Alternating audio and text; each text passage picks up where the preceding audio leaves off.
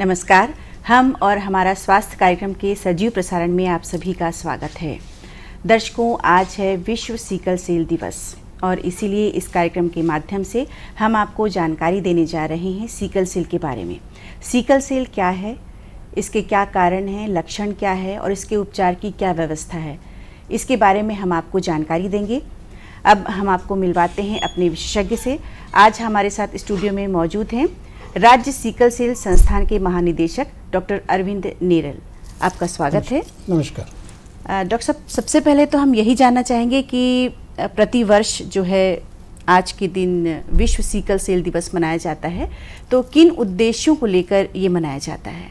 सही कहा आपने। प्रतिवर्ष 19 जून को विश्व सिकल सेल दिवस मनाया जाता है और यूनाइटेड नेशंस ने सिकल सेल बीमारी की महत्ता को समझते हुए, इसकी गंभीरता को समझते हुए 10 साल पहले ही ये हर साल 19 जून को विश्व सिकल सेल दिवस मनाने का संकल्प लिया था और इसी सिलसिले में ये मनाया जाता है। इसका उद्देश्य ये है कि इस बीमारी के बारे में लोगों तक जानकारी पहुँचे, जागरूकता हो, लोग ये जानें कि ये सिकल सेल बीमारी क्या है, क्योंकि ये एक विश्वव्यापी बीमारी है। मान लिया कि कुछ भौगोलिक क्षेत्रों में ये ज़्यादा होती है, लेकिन इसकी गंभीरता को समझते हुए हम इस दिवस के माध्यम से लोगों में जागरूकता पैदा करना चाहते हैं और इसकी बारे में जानकारियाँ जितनी ज़्यादा हो सके लोगों तक पहुँचाना चाहते हैं। यही एक उद्देश्य होता है। गोष्ठियों के माध्यम से, लेख के माध्यम से, रैलीज़ के माध्यम से, सभाओं के माध्यम से, जिस तरीके से भी लोगों तक हम पहुंच सकें, ये जानकारी हम शेयर करना चाहते हैं ताकि इस बीमारी की रोकथाम कर सकें और जो पीड़ित बच्चे हैं इस बीमारी से, उनके उपचार के लिए भी जो सुविधाएं विश्व स्तर पर देश के अंदर और हमारे प्रदेश में जो सुविधाएं उपलब्ध है वो लोगों तक पहुँचे, मालूम हो कि ये सुविधाएँ मुहैया की जा सकती है ताकि वो इसका ज़्यादा से ज़्यादा लाभ ले सकें। जी डॉक्टर साहब, जब अभी आपने बताया कि सिकल सेल जो है ये एक बीमारी और जागरूकता जो है लाने के लिए इसको मनाया जाता है, हम जानना चाहेंगे कि सिकल सेल क्या है और थैलेसीमिया से ये किस प्रकार से अलग है? ये आपने सही कहा। थैलेसीमिया और सिकल सेल हीमोग्लोबिन की ही बीमारियाँ, डिफेक्ट्स हैं, उन्हीं की बीमारियां हैं, लेकिन दोनों में थोड़ा अंतर है, बल्कि काफ़ी अंतर है। जहाँ तक थैलेसीमिया है वो क्वांटिटेटिव डिफेक्ट होता है हीमोग्लोबिन में और सिकल सेल में क्वालिटेटिव डिफेक्ट होता है। और क्वालिटेटिव डिफेक्ट मैं समझाना चाहूँगा। सिकल सेल जो है एक जेनेटिक बीमारी है, आनुवांशिक बीमारी है जो पेरेंट्स के माध्यम से बच्चों में आती है। जहाँ जो हमारा रक्त है उसमें एक पिगमेंट पाया जाता है जिसको आप सभी जानते हैं, जिसको हम हीमोग्लोबिन कहते हैं। हीमोग्लोबिन में एक हीम पोर्शन होता है, एक ग्लोबिन पोर्शन होता है। ग्लोबिन पार्ट जो है वो अल्फ़ा चेन और बीटा चेन, दो प्रकार के अमाइनो एसिड के चेन से मिलकर बनता है और इसमें बीटा चेन में सिर्फ एक बहुत सारे अमाइनो एसिड्स होते हैं, सिर्फ एक छोटा सा परिवर्तन होता है और उसके कारण से इतनी बड़ी बीमारी होती है। बीटा चेन के 6वें पोजीशन में एक अमाइनो एसिड होता है जिसको हम ग्लूटामिक एसिड कहते हैं, उसकी जगह दूसरा अमाइनो एसिड आ जाता है जिसको हम वैलिन कहते हैं। ये छोटा सा परिवर्तन है जो आनुवांशिक रूप से बच्चों में आता है और उसके कारण से ये पूरी डिफेक्ट बच्चों में आ जाती है, पूरी बीमारी फैलती है। इस परिवर्तन से जो हीमोग्लोबिन है वो नॉर्मल नहीं रहता, बल्कि विकृत हीमोग्लोबिन हम कह सकते हैं। उस विकृति के कारण जो आरबीसीज का शेप है, जो लाल रक्त कणिकाएं हैं, नॉर्मली सामान्य लोगों में ये सर्कुलर होती है, गोलाकार होती है, बाइकॉन्केव डिस्क के रूप में होती है, बड़ी फ्लेक्सिबल होती है, लचीली होती है। लेकिन इस परिवर्तन के कारण जो सिकल हीमोग्लोबिन बनता है वो उसके कारण हीमोग्लोबिन के कारण आरबीसीज का शेप चेंज हो जाता है। आरबीसीज सर्कुलर ना रह के क्रिसेंट शेप के या सिकल या हंसिए के आकार के हो जाते हैं। इसलिए इस बीमारी को सिकल सेल बीमारी कहते हैं। न सिर्फ आकृति में परिवर्तन होता है बल्कि उनके जो गुण में भी परिवर्तन होता है। ये आरबीसीज थोड़े से रिजिड हो जाते हैं, फ्लेक्सिबल नहीं रहते हैं और इसमें एक चिपचिपापन हो जाता है। तो इन परिवर्तनों के कारण ही उस बच्चे में काफ़ी सारे परिवर्तन होते हैं, काफ़ी सारे डिफेक्ट होते हैं। इस परिवर्तन के कारण जो आरबीसीज नॉर्मली जिनका लाइफ स्पैन 100 से 120 दिवस का हुआ करता है वो कम हो जाता है और ये आरबीसीज मुश्किल से 10 से 20 दिन तक ही जिंदा रहते हैं।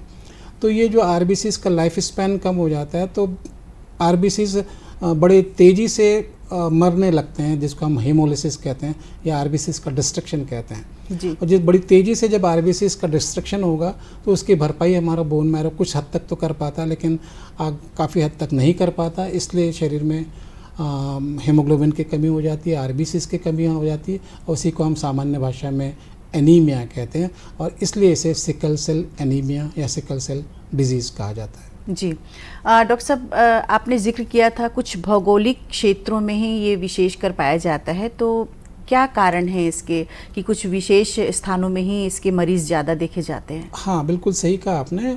जहाँ तक हम अपने देश का की बात करें तो हमारे कुछ भौगोलिक क्षेत्र है, छत्तीसगढ़ उसमें काफ़ी प्रचुरता से यहाँ सिकल सेल की बीमारी पाई जाती है। जी। मध्य प्रदेश है, उड़ीसा, झारखंड, इधर महाराष्ट्र, गुजरात, तेलंगाना और तमिलनाडु, ये कुछ स्टेट्स हैं जहाँ पे ये बीमारी ज़्यादा पाई जाती है।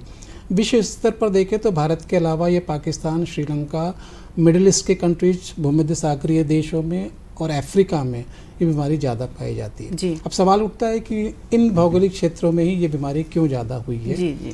तो वैज्ञानिक अनुसंधानों से पता चला है कि ये बीमारी इसलिए इन भौगोलिक क्षेत्रों में ज़्यादा होती है कि इन्हीं क्षेत्रों में मलेरिया का प्रकोप भी ज़्यादा होता है। जी। तो ये एक समन्वय स्थापित किया गया है कि जिन स्थानों में, जिन भौगोलिक क्षेत्रों में मलेरिया का प्रकोप ज़्यादा होता है, वहाँ पे ये एक जेनेटिक म्यूटेशन के माध्यम से शरीर ये कोशिश करता है कि मलेरिया के प्रकोप से अपने आप को बचाए। जी जी। उसके लिए यह आरबीसीज का शेप चेंज होकर सिकल सेल का शेप में हो जाता है। तो एक तरह से ये समन्वय है एनवायरनमेंट के साथ, भौगोलिक परिस्थितियों के साथ समन्वय के कारण ये जेनेटिक म्यूटेशंस हुए हैं। अब वो फिर पीढ़ी दर पीढ़ी आगे बढ़ते जाते हैं। इसलिए डॉक्टर साहब रोकना चाहूँगी, एक हमारे साथ कॉलर जुड़ चुके हैं। Hello hello. हाँ मैडम जी नमस्ते। मैं सूर्य राजनांदगांव से मनोज कुमार घंटे बोल रहा हूँ। जी जी नमस्ते, पूछिए क्या सवाल है आपका? मेरा ये सवाल था कि एक सिकल सेल पीड़ित व्यक्ति को विवाह करने के लिए क्या क्या बाधा है, क्या उनको विवाह करने चाहिए कि नहीं? जी बहुत ही अच्छा सवाल, बहुत अच्छा सवाल किया आपने। मैं उस बात पे आना भी चाह रहा था, आपने पूछा तो अच्छी बात है। शादी के समय निश्चित रूप से वर और वधू मतलब लड़के और लड़की दोनों की सिकल की कुंडली की जांच मिलान करना ज़रूरी है। हमें खासतौर पे उन समुदाय में, उन जाति और जनजातीय वर्गों में जहाँ ये बीमारी ज़्यादा पाई जाती है, वहाँ खासतौर पे इस बात का ज़रूर ध्यान रखना चाहिए। और शादी के पूर्व एक परामर्श के रूप में, एक काउंसलिंग के रूप में हम कहें, दोनों के को संज्ञान में लेना चाहिए, वर पक्ष को भी और वधू पक्ष को भी। सिकलिंग की जांच करा ले, स्क्रीनिंग कर ले। यदि उसको सिकलिंग की बीमारी है तो कोशिश ये होनी चाहिए कि दूसरा पार्टनर जो है, चाहे वर हो या वधू हो, उसको ये बीमारी ना हो, ताकि हम आने वाली पीढ़ी में, आने वाली संतानों में इस बीमारी को ना देख पाए। यदि दोनों को ये बीमारी होगी तो चांसेस ज़्यादा होंगे कि आने वाली संतानों में, चाहे वो पुत्र हो या पुत्री हो, ये बीमारी आ सकती है। और हम नहीं चाहते कि आने वाली संतानों को ये बीमारी झेलनी पड़े। इसलिए बेहतर होगा कि शादी के समय लड़के और लड़की दोनों पक्ष के लोग इस बात का विचार करें और सिकलिंग की जांच करा लें तो बेहतर होगा। जी डॉक्टर साहब, हमारे साथ एक और कॉलर जुड़ चुके हैं। Hello hello. हाँ निशा मैडम जी, गुड आफ्टरनून, नमस्कार। हाँ नमस्कार। मानवेंद्र साहू बोल रहे हैं, बांधा बाजार, जिला राजनांदगांव से। जी जी साहू जी, पूछिए क्या सवाल है आपका? हाँ, मैं ये जानना चाहता हूँ कि सिकल सेल के लक्षण क्या क्या है और इनका बचाव हम कैसे कर सकते हैं? सिकल सेल जी, पहला सवाल क्या किया आपने? सिकल सेल के लक्षण क्या है, लक्षण क्या है, बचाव कैसे कर सकते हैं? जी जी बहुत ही अच्छा सवाल है आपका। जी, सिकल सेल के लक्षण मेनली इसलिए होते हैं कि उसके शरीर में हीमोग्लोबिन की मात्रा कम हो जाती है। जैसे मैंने अभी एक्सप्लेन किया था सिकल सेल बीमारी क्यों होती है। हीमोग्लोबिन का डिफेक्ट होता है, इसलिए हीमोग्लोबिन की मात्रा कम होने लगती है, आरबीसीज का लाइसिस ज़्यादा होने लगता है और इसलिए हीमोग्लोबिन की मात्रा कम होती है। और जो भी लक्षण एनीमिया के होंगे, रक्त की कमी के कारण होंगे, वो लक्षण उस बच्चे में दिखाई देना शुरू होंगे। बच्चे का मानसिक और शारीरिक विकास कम हो जाता है, बड़ी जल्दी वो थकने लगता है, बहुत सुस्त रहता है, थकावट होने लगती है, बार बार उसको बुखार आने लगता है, बार बार उसको संक्रमण होने लगता है, थोड़ी ही दूर चलने पर वो हांफने लगेगा। इस तरह के लक्षण यदि दिखाई दे, पढ़ने में मन नहीं लग रहा है, वो सामान्य बच्चों की तरह से खेलने में उसका मन नहीं लग रहा है। अक्सर उसके स्कूल के टीचर्स कंप्लेन करते हैं पालकों को कि आपका बच्चा थोड़ा सा सुस्त है, पीछे बैठा रहता है, खेल में भाग नहीं लेता है और शिक्षा में भी, यदि पढ़ाई में भी उसका मन नहीं लग रहा है। इस तरह के यदि लक्षण शुरुआत में दिखाई दें, फिर जोड़ों में उसके दर्द होने लगता है, छोटे हाथ और पैर के जो छोटे जोड़ होते हैं उसमें सूजन आने लगती है, उसमें दर्द होने लगता है। इस तरह की यदि शिकायतें दिख रही हैं तो निश्चित रूप से डॉक्टर्स के पास जाना चाहिए। शिशु रोग विशेषज्ञ या सामान्य डॉक्टरों के पास भी जाके आप इसकी जांच कराएं। सभी जांच हर चिकित्सा महाविद्यालय में, जिला अस्पतालों में और छोटे अस्पतालों में भी अवेलेबल है। जांच कराएंगे तो निश्चित रूप से पता चल जाएगा कि उसको सिकल सेल की बीमारी है या नहीं है। जी, और बचाव का तरीका भी इन्होंने पूछा था कि बचाव का तरीका तो मैंने बताया कि ये एक आनुवांशिक बीमारी है, इसलिए आनुवांशिक तौर पर ही जेनेटिक काउंसलिंग के माध्यम से प्री मैरिटल काउंसलिंग, जिसको हम विवाह पूर्व की काउंसलिंग कहते हैं, वो करें तो ही हम आगे वाली पीढ़ी में इसको रोक सकेंगे। जिन बच्चों में ये बीमारी अपने पेरेंट्स के माध्यम से आ चुकी है, वो उस बच्चे के साथ अब पूरी ज़िंदगी भर रहने वाली है, इस बात को भी हम मान लें। लेकिन फिर भी मैं ये समझाना चाहूँगा, बताना चाहूँगा कि यदि ये बीमारी उस बच्चे में है तो भी आज ट्रीटमेंट इतने अच्छे अवेलेबल हैं, इतने अच्छे सुझाव डॉक्टर्स द्वारा दिए जा सकते हैं कि ये बच्चे भी यदि नियमित दवाइयाँ लें और डॉक्टरों की सलाह को पूर्णतः माने तो सामान्य बच्चों की तरह भी ये भी अपनी सामान्य जिंदगी जी पाएंगे। जी डॉक्टर साहब, हमारे साथ एक और कॉलर जुड़ चुके हैं। Hello hello hello. हाँ जी, नमस्कार। नमस्ते, कौन बोल रहे हैं आप? मैडम मैं अर्जुन सिंह बात कर रहा था, मध्य प्रदेश सीहोर जिले से। जी जी अर्जुन जी, पूछिए क्या सवाल है आपका? मैडम मेरा सवाल है कि जो सिकलिंग की बीमारी है उसका कोई परमानेंटली इलाज है या नहीं, और अगर इलाज नहीं है तो क्या गवर्नमेंट की तरफ से पेशेंटों को कोई सुविधा मिलती है, मरीजों को? हाँ, बहुत अच्छा सवाल किया आपने। परमानेंट इलाज का जहाँ तक सवाल है, कोई भी जेनेटिक बीमारी जो होती है, आनुवांशिक बीमारी होती है, उसका परमानेंट इलाज लगभग नहीं होता, ये मान के चलिए। कुछ ऐसे ट्रीटमेंट अभी भी अवेलेबल हैं जिसको हम बोन मैरो ट्रांसप्लांटेशन कहते हैं, जिसमें पूरा बोन मैरो ही बदल दिया जाता है, दूसरे सामान्य व्यक्ति का बोन मैरो उसमें ट्रांसप्लांट किया जा सकता है जी। वो एक ट्रीटमेंट हो सकता है। स्टेम सेल थेरेपी नाम की एक थेरेपी होती है जिसमें स्टेम सेल्स ट्रांसप्लांट किए जाते हैं, और जीन थेरेपी है ये, लेकिन काफ़ी एडवांस थेरेपीज़ है, अभी भी ये एक्सपेरिमेंटल बेसिस पे चल रही है।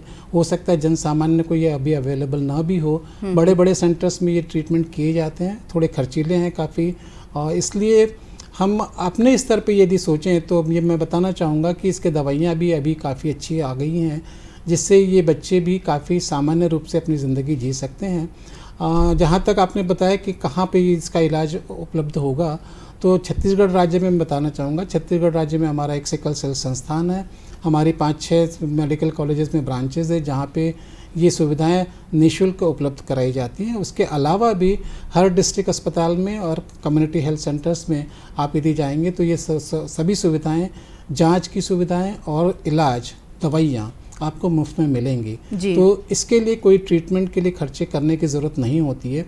कुछ स्थितियों में यदि ब्लड ट्रांसफ्यूजन की भी ज़रूरत पड़े तो इसके लिए भी हर ब्लड बैंक को ये हिदायत दी गई है, जो भी लाइसेंस ब्लड बैंक है वो सिकल सेल के मरीजों के लिए और थैलेसीमिया के मरीजों के लिए वो निःशुल्क रक्त उपलब्ध कराया जाता है, तो उसमें भी किसी तरह के चार्जेस नहीं लिए जाते हैं जी। इसलिए मैं आपको आश्वस्त करना चाहूँगा कि जो भी बच्चे इससे पीड़ित हैं शासकीय अस्पतालों में जाएं, हमारी संस्था में आएँ, उनका पूरा परामर्श किया जाएगा, उनको पूरी चीज़ें बताई जाएंगी कि उनको क्या क्या करना है। जी डॉक्टर साहब, हम सिकल सेल के बारे में आपसे और भी जानकारियाँ लेंगे, अभी देख लेते हैं संदेश। अरे ओ साहबा, कोरोना वायरस से बचने के कितने उपाय रे? सरदार 3। अरे साहबा डरो मत रे, बोलो बोलो। सरदार, पहला है लोगों से दूरी बनाए रखना, बार बार साबुन से हाथ धोना या सैनिटाइज करना, और सबसे जरूरी है घर पे रहना। अधिक जानकारी के लिए संपर्क करें स्टेट हेल्पलाइन या 24 घंटे वाली national helpline toll free number 1075।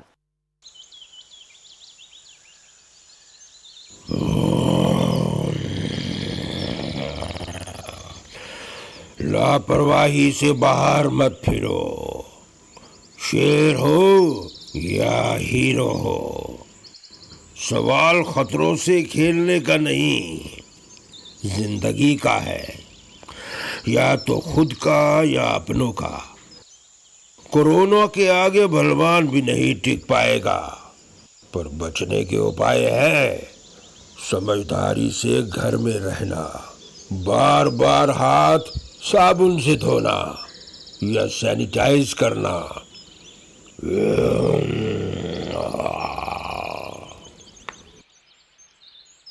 अधिक जानकारी के लिए संपर्क करें स्टेट हेल्पलाइन या 24 घंटे वाली national helpline toll free number 1075।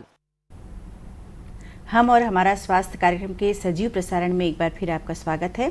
आज हम आपको जानकारी दे रहे हैं सिकल सेल के बारे में। डॉक्टर साहब, जैसे कि अभी आपने बताया कि इसके पहले दर्शकों के फ़ोन आने से पहले हम बात कर रहे थे, भौगोलिक क्षेत्रों की बात कर रहे थे।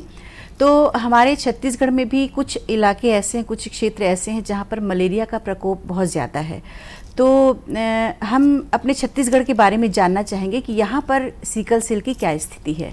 हाँ, यहाँ छत्तीसगढ़ में सिकल सेल की स्थिति बाकी देशों के, बाकी और प्रदेशों की तुलना में तो ज़्यादा है। हमारा एक सिकल सेल प्रोजेक्ट था जिसके अंतर्गत हमने पूरे छत्तीसगढ़ प्रदेश के सभी जिलों का हमने स्क्रीनिंग किया था और काफ़ी बड़ी संख्या में, लाखों की संख्या में लोगों की स्क्रीनिंग की। उस प्रोजेक्ट के जो रिजल्ट्स आए थे, उसके आंकड़े थे, उसके अनुसार हमने पाया था कि छत्तीसगढ़ में लगभग 9.8% लोगों में डिफेक्टिव सिकल सेल के जीन पाए गए हैं। मतलब 9.8% लोगों में सिकल सेल के डिफेक्टिव जीन पाए गए हैं। ये हो सकते हैं जिनको बीमारी ना हो, लेकिन जिनको बीमारी पाई गई है सिकल सेल की, उनके प्रतिशत करीब 0.9 या 1% के आसपास है। यदि हम छत्तीसगढ़ की पॉपुलेशन 2.5 करोड़ के आसपास माने तो एक अनुमान के हिसाब से करीब 2.25 से 2.5 लाख लोग छत्तीसगढ़ में ऐसे हैं जिनको ये सिकल सेल की बीमारी है। तो ये संख्या काफ़ी बड़ी है, इसलिए हम मान सकते हैं कि छत्तीसगढ़ में ये सिकल सेल की बीमारी की गंभीरता ज़्यादा है, इसलिए हमें इसको रोकथाम के लिए प्रयास करने चाहिए। जी डॉक्टर साहब, हमारे साथ एक कॉलर जुड़ चुके हैं। हेलो जी। हेलो। हाँ नमस्ते मैम, मैं उमा शंकर कैसे बोल रहा हूँ। जी ग्राम को समतरा, जिला मुंगेली, छत्तीसगढ़ से। जी पूछिए, क्या सवाल है आपका? मेरा सवाल है कि जैसे दादी दादा या पूर्वजों को किसी को सिकल सेल है तो किसी एक है सिकल सेल, तो क्या उसके पोती पोता या किसी अन्य व्यक्ति को होने का चांस है इसमें? जी कश्यप जी, आप हमारा यदि कार्यक्रम सुन रहे होंगे, देख रहे होंगे, तो आपको डॉक्टर साहब ने अभी बताया था कि ये अनुवांशिक ही बीमारी है। डॉक्टर साहब एक बार फिर। हाँ जी, आपका सवाल ये है कि ग्रैंड फादर और ग्रैंड मदर को है तो उनके ग्रैंड चिल्ड्रन को, नाती पोतों की बीमारी आएगी कि नहीं आएगी। इसका जवाब भी अनुवांशिक तौर पे आपको दिया जा सकता है। यदि आप बायोलॉजी के स्टूडेंट हैं तो आप समझ सकते हैं कि ये जेनेटिक बीमारियाँ कैसे पेरेंट्स से बच्चों में आती है। तो यकीनन आपके नाना नानी या दादा दादी से पहले ये बीमारी या इसके जो डिफेक्टिव जीन्स हैं आपके मदर और फादर को आए होंगे, और वो हो सकता है वो डिजीज़ के स्तर पे ना हो, लेकिन वो कैरियर स्टेज पे हो। तो कैरियर स्टेज से जो बीमारी आती है उसके चांसेस काफ़ी कम हो जाते हैं। 1/4 चांसेस ये रहते हैं कि वो आपके ग्रैंड चिल्ड्रन में आएगी। अब डिपेंड करता है कि मदर और फादर में से किसको है, दोनों को है या किसी एक को है। यदि किसी एक को ये बीमारी होगी तो आने वाली संतानों में ये डिफेक्टिव जीन 25% केसेस में आएंगे तो सही, लेकिन वो कारक या वेक्टर की कैरियर की स्टेज में होंगे, जिसको हम हेट्रोजाइगस कंडीशन कहते हैं, जिसको हम छोटी सिकलिंग भी कहते हैं जी। उसमें इस बीमारी के लक्षण नहीं दिखाई देंगे, लेकिन डिफेक्टिव जीन उनके शरीर में रहेंगे और वो आने वाली पीढ़ी में भी इसका फैलाव कर सकते हैं। इसीलिए मैंने कहा था कि शादी के समय इस बात का ध्यान रखना ज़रूरी होता है कि जो शादी के लिए वर और वधू दोनों में इस बात की जानकारी हो कि किसको ये डिफेक्टिव जीन है या नहीं है। जी डॉक्टर साहब, हमारे साथ एक और कॉलर हैं। हेलो हेलो हेलो मैडम, हम अशोक खोबरागड़े बोल रहे हैं महाराष्ट्र से, जी डिस्ट्रिक्ट अमरावती से। जी अमरावती से धामनगांव रेलवे से बात कर रहे हैं जी। तो हमारा क्वेश्चन ये है कि इनको जो सिकल सेल जो है तो इनको जो ये है समझ लो, तो इनको ब्लड देना जरूरी है क्या? जी, जिनको सिकल सेल है उनको ब्लड देना जरूरी है क्या, ये जानना चाह रहे हैं। हाँ, खोबरागड़े जी, अमरावती से आप बात कर रहे हैं, मैं आपका स्वागत करता हूँ। अच्छा सवाल किया आपने जी। अभी सिकल सेल के ट्रीटमेंट में काफ़ी परिवर्तन हुए हैं, बल्कि मैं कहूँगा क्रांतिकारी परिवर्तन हुए हैं। कुछ ऐसी दवाइयाँ दी जाने लगी है कि जो ब्लड ट्रांसफ्यूजन की ज़रूरत है अब काफ़ी कम हो गई है। पहले आपने सुना होगा 8-10 साल पहले सिकल सेल के मरीजों को हर महीने 2 महीने में खून देना पड़ता था, लेकिन अभी आपने महसूस किया होगा कि पिछले 5-7 वर्षों से ब्लड ट्रांसफ्यूजन की ज़रूरत काफ़ी कम हो गई है। हाइड्रोक्सी यूरिया जैसी एक दवाई आती है जो इन मरीजों को हम लगातार देते हैं, डेली प्रतिदिन देना पड़ता है, और उस दवाई देने के माध्यम से और जो दूसरे ट्रीटमेंट दिए जाते हैं उसके माध्यम से ये हुआ है कि इन बच्चों में हीमोग्लोबिन की मात्रा अभी हम 10 ग्राम या 11 ग्राम से ऊपर रख पाते हैं, और इसलिए इन बच्चों को अब ब्लड ट्रांसफ्यूजन देने की सामान्यतः ज़रूरत नहीं पड़ती है।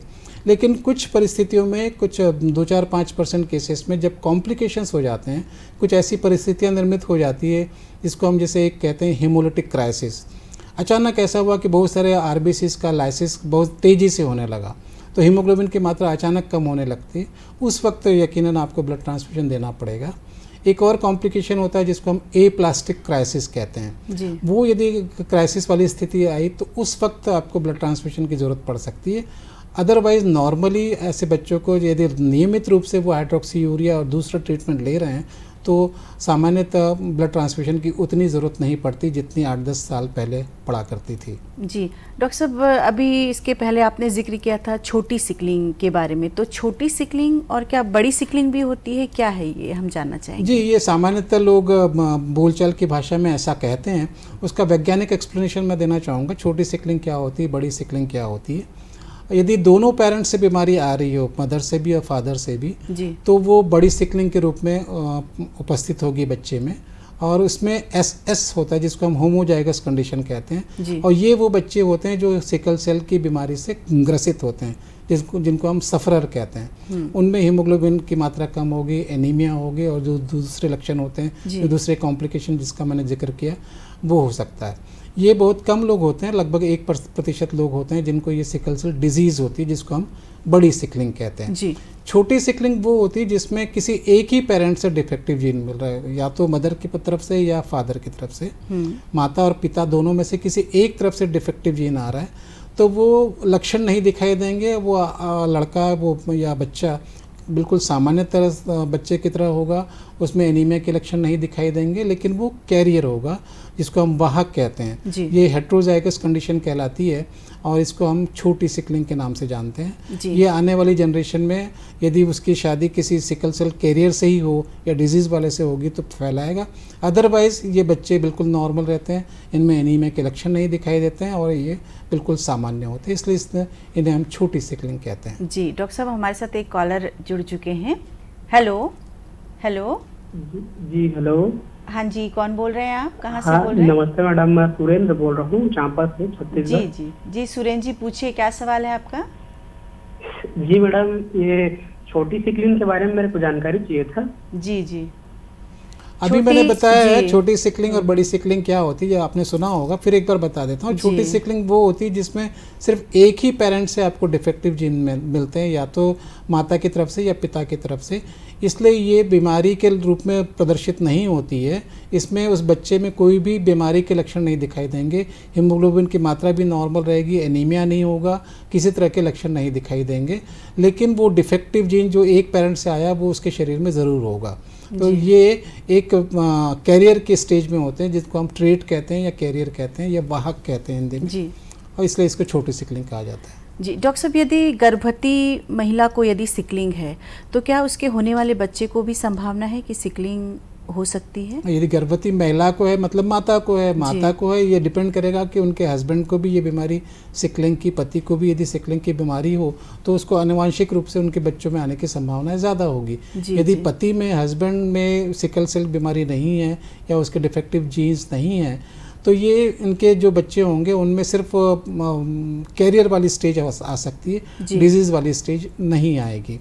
और साथ ही साथ ये भी बताना चाहूँगा, यदि महिलाएं गर्भावस्था में पता चलता है कि उनको सिकल सेल की बीमारी है तो कुछ कॉम्प्लिकेशंस होते हैं, इसलिए उनको विशेष सावधानियां रखनी चाहिए, और अपने स्त्री रोग विशेषज्ञ से और अपने महिला डॉक्टर से ज़रूर सलाह लेते रहें, और अपना विशेष ध्यान रखें, ताकि कुछ जो परेशानियाँ इन महिलाओं में ज़्यादा होती है सामान्य महिलाओं की तरफ कंपैरिजन में, तो वो उनको टाला जा सकता है, उनको रोका जा सकेगा। ये डिपेंड करेगा कि उनके हस्बैंड को भी सिकलिंग है या नहीं है, उस आधार पे उनके बच्चों में इसकी संभावनाएं निकाली जा सकती कैसे होगा। डिपेंड करता है कि दोनों में यदि बीमारी होगी तो बच्चों में ज़्यादा संभावनाएं होती है, यदि किसी एक में हो तो संभावनाएं कम हो जाती हैं। जी डॉक्टर साहब, छत्तीसगढ़ की हम बात करें तो यहाँ पर जो राज्य सिकल सेल संस्थान का गठन हुआ है, तो इसके पश्चात क्या आपको लगता है कि कुछ कंट्रोल हो पाया है हमारे राज्य में जो सिकल सेल के मरीज़ों की संख्या, जैसे कि अभी आपने बताया था कि यहाँ पर बहुत ज़्यादा मरीज़ देखे जाते हैं? इसीलिए राज्य सरकार ने अब छत्तीसगढ़ राज्य में ये सिकल सेल संस्थान छत्तीसगढ़ की स्थापना की। सन 2013 में इसकी स्थापना की गई है और इसका उद्देश्य ये है कि सिकल सेल के बारे में हम ज़्यादा से ज़्यादा लोगों तक जानकारी पहुँचाएँ, ट्रीटमेंट मुहैया कराएँ, डायग्नोसिस की पूरी फैसिलिटीज़ दें। मैं दूरदर्शन के माध्यम से बताना चाहूँगा कि हमारे यहाँ एक डायग्नोस्टिक विंग है, एक ट्रीटमेंट का विंग बना हुआ है और एक रिसर्च विंग है और एक ट्रेनिंग विंग है। ये 4 हमारे भाग है जिनके माध्यम से हम ट्रेनिंग के माध्यम से यहाँ के डॉक्टर्स को, नर्सेस को, पैरामेडिकल वर्कर्स को भी ट्रेनिंग देते हैं। साथ ही साथ जन सामान्य के लोगों में भी और जो स्वयंसेवी संस्थाएं उनके माध्यम से भी हम इसका प्रचार प्रसार करने की कोशिश करते हैं। हमारे काउंसलर्स हैं जो जगह जगह जाके इसकी काउंसलिंग करते हैं, खास तौर पे उन समाज में, उन जातीय और जनजातीय वर्गों में जहाँ ये बीमारी ज़्यादा पाई जाती है, वहाँ हमारे कैंप्स आयोजित किए जाते हैं, शिविर आयोजित किए जाते हैं और जिस तरह से कि भी हो सके हम इसके प्रचार प्रसार की पूरी तैयारी करते हैं। कुछ हमने पैम्पलेट्स बनाए, कुछ बुकलेट्स बनाई हैं, कुछ परामर्श की किताबें हैं जिसके माध्यम से हम प्रचार प्रसार की कोई भी माध्यम हम छोड़ना नहीं चाहते हैं और जहाँ तक लोगों तक जितनी ज़्यादा हो सके लोगों तक हम जानकारी देना चाहते हैं। एक हमारा रिसर्च विंग है जो ये कोशिश करता है कि इस बीमारी के लिए किस तरह के अनुसंधान किए जाए। ICMR का एक बहुत बड़ा प्रोजेक्ट हमें मिला है जिसके माध्यम से हम ये कोशिश कर रहे हैं कि जो हाइड्रोक्सीयूरिया दवाई दी जाती है वो कुछ मरीजों में तो अच्छा प्रभाव दिखाती है लेकिन 10 से 15% मरीजों में उसका प्रभाव उतना नहीं होता है। तो ये प्रभाव कम क्यों है उसकी खोज की जा रही है। ये पता लगाया जाएगा कि कुछ मरीजों में ये दवाई इतना अच्छा असर क्यों नहीं कर रही है। तो इस तरह के रिसर्च से भी आगे हम शोध कार्यों से भी हम आगे कोशिश करेंगे कि ज़्यादा से ज़्यादा लाभ लोगों तक दिया जा सके। जी डॉक्टर साहब, ये जो सिकल सेल है वो कब खतरनाक स्थिति ले सकती है? कुछ कॉम्प्लिकेशंस होते हैं जो बीच बीच में इन बच्चों में हो सकते हैं। संक्रमण होने की संभावना इन बच्चों में ज़्यादा होती है। Infection, specially pneumococcal infections, meningococcal infection, Haemophilus influenzae, ये कुछ बैक्टीरिया जिनके इन्फेक्शन इन बच्चों में होने की संभावना दूसरे बच्चों के कंपैरिजन में ज़्यादा होती है। 2 कॉम्प्लिकेशंस का मैंने जिक्र किया था, एक हेमोलिटिक क्राइसिस होती है, एक एप्लास्टिक क्राइसिस होती है। इन बच्चों में स्प्लीन, जो प्लीहा जिसको बोलते हैं, उसकी साइज़ काफ़ी बढ़ जाती है। आपने देखा होगा इन बच्चों में लेफ़्ट साइड में पेट थोड़ा फुला हुआ रहता है, वो स्प्लीन के बढ़ने के कारण होता है। स्प्लीनिक सिक्वेस्टेशन एक कॉम्प्लिकेशन होता है। हाथ पैर में वसो ऑक्लूसिव क्राइसिस के कारण जोड़ों में दर्द, जोड़ों में स्वेलिंग आना, ये कुछ कॉम्प्लिकेशंस हैं जो काफ़ी पेनफुल होते हैं, काफ़ी दर्दनाक होते हैं और बड़े सीवियर होते हैं। इनका ध्यान रखना चाहिए। इनका ट्रीटमेंट अवेलेबल है और रेगुलर ट्रीटमेंट लेते रहें। हाइड्रोक्सीयूरिया दवाई, फॉलिक एसिड, जिंक, पेनिसिलिन और कुछ हिदायतें जो सुझाव दिए जाते हैं उनका नियमित पालन करें तो इन कॉम्प्लिकेशंस को भी काफ़ी हद तक रोका जा सकता है और पहले के कंपैरिजन में इन बच्चों में ये जो कॉम्प्लिकेशंस मैंने बताए निश्चित रूप से काफ़ी कम हो गए हैं। जी डॉक्टर साहब, हमारे दर्शकों को क्या संदेश देना चाहेंगे आप? मैं दर्शकों को ये संदेश देना चाहूँगा, ये एक आनुवांशिक बीमारी है, एक खतरनाक बीमारी, एक सीरियस बीमारी है। उसके साथ ही साथ सबसे अच्छा पक्ष ये है कि एक ये प्रिवेंटेबल बीमारी है। मैं मानता हूँ कि इस बीमारी को हम रोक सकते हैं। रोक सकने के लिए आपको जागरूकता होनी चाहिए और ख़ासतौर पर जिन समाज में